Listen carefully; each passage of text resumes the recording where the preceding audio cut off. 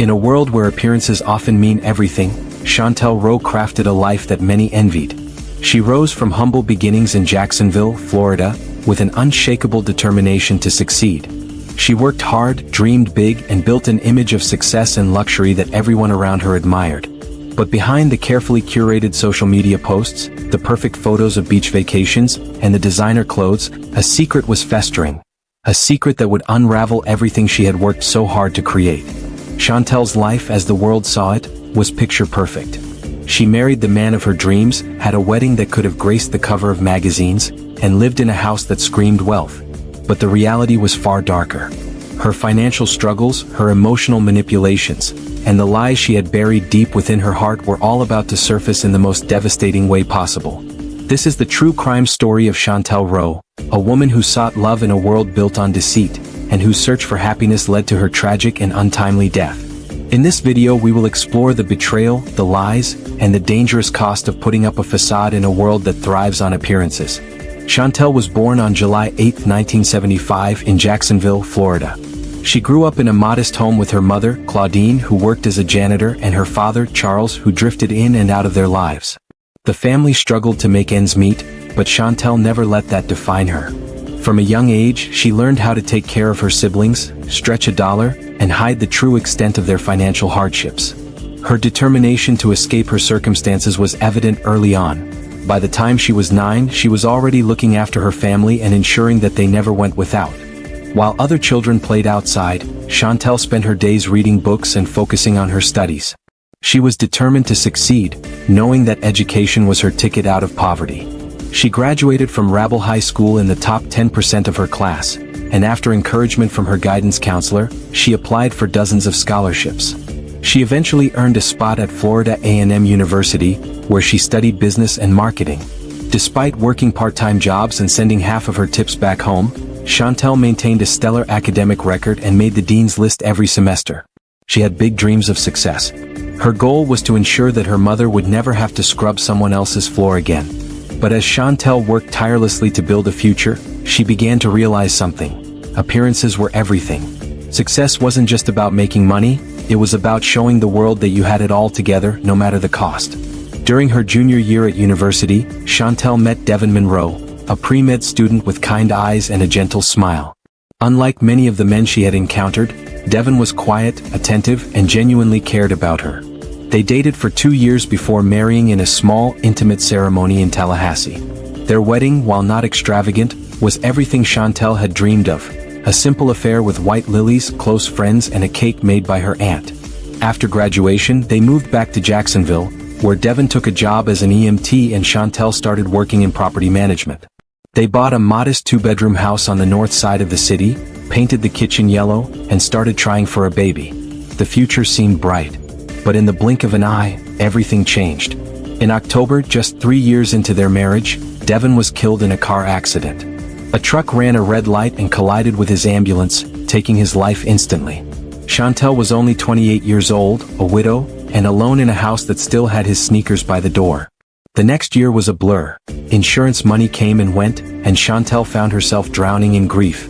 She buried herself in work and stopped answering phone calls. Holidays felt like mere obstacles to get through, and life became something to endure, not enjoy. By 33, Chantel had remarried.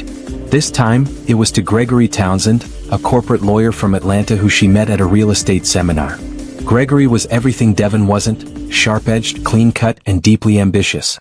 At first, Chantel admired these qualities, but soon she realized Gregory was controlling.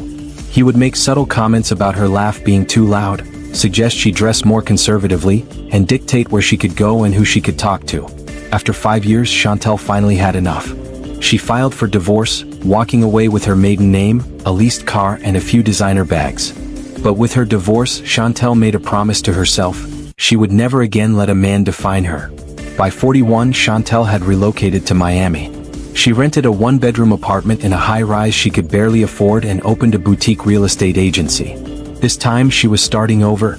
No more controlling men, no more living for appearances. Chantel threw herself into high-profile mixers, charity galas, and luxury networking events. She became a fixture in the room she had once only dreamed of entering, standing next to NBA wives, crypto moguls, and media influencers. But while her social media painted a picture of success, the truth was far from glamorous. Chantel was living paycheck to paycheck, drowning in debt. Her business struggled and her personal finances were a mess. But she kept up the act, hoping that if she could just land one big deal, everything would finally fall into place.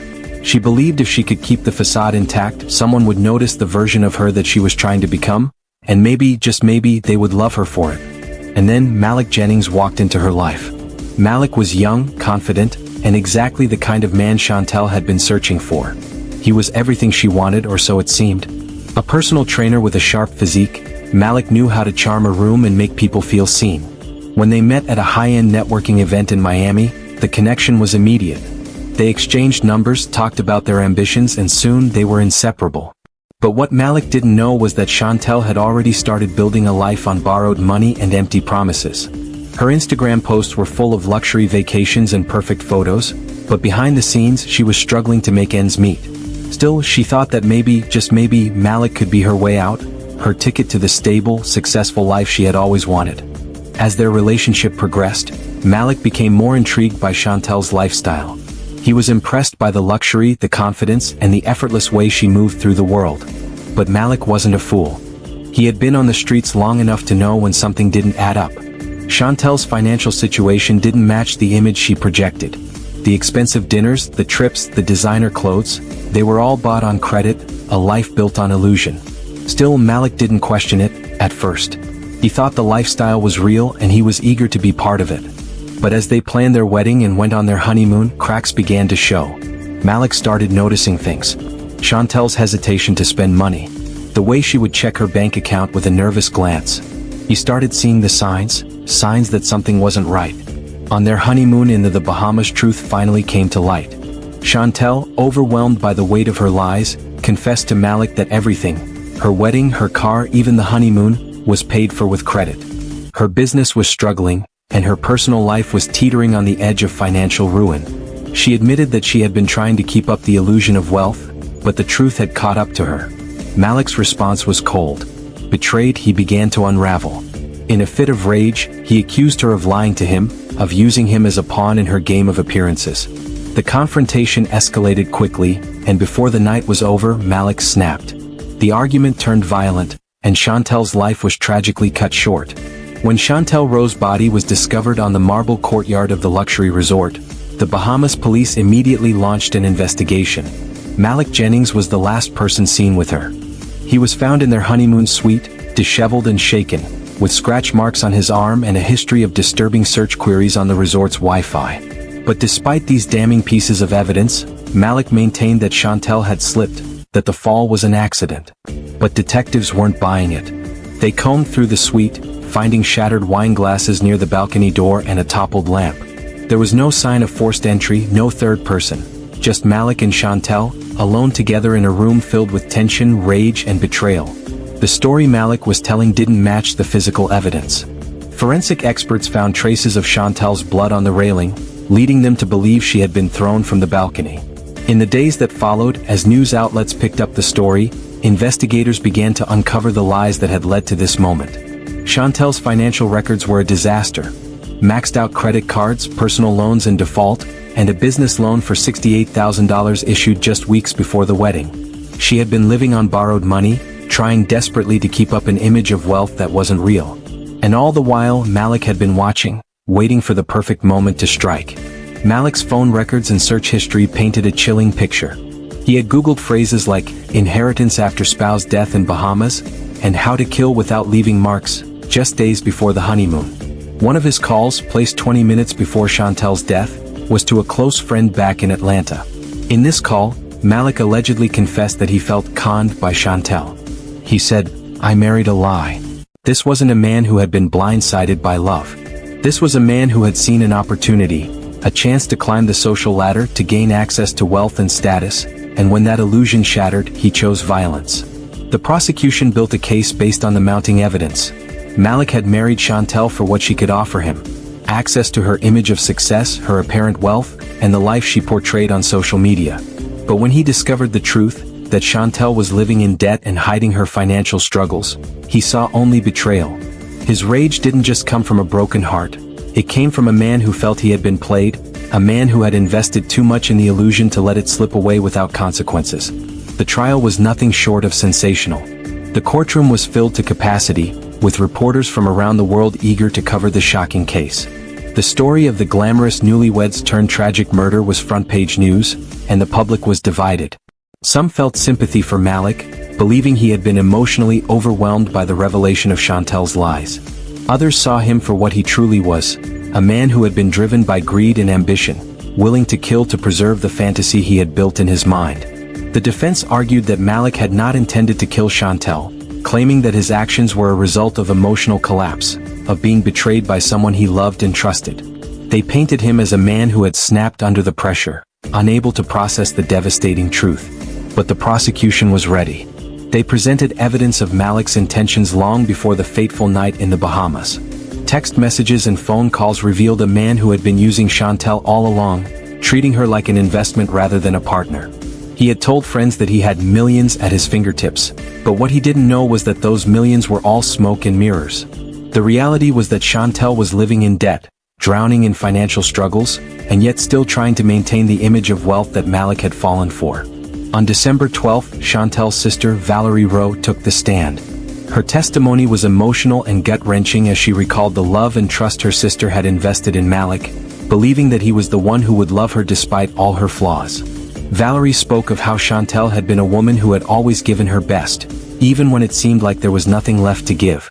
She cried as she recounted how Chantel had confided in her, telling her how she had tried to build a life of love and success, but how she had feared that one day the truth would come out, and that the man she had married would turn on her. Valerie's words struck a chord with the jury.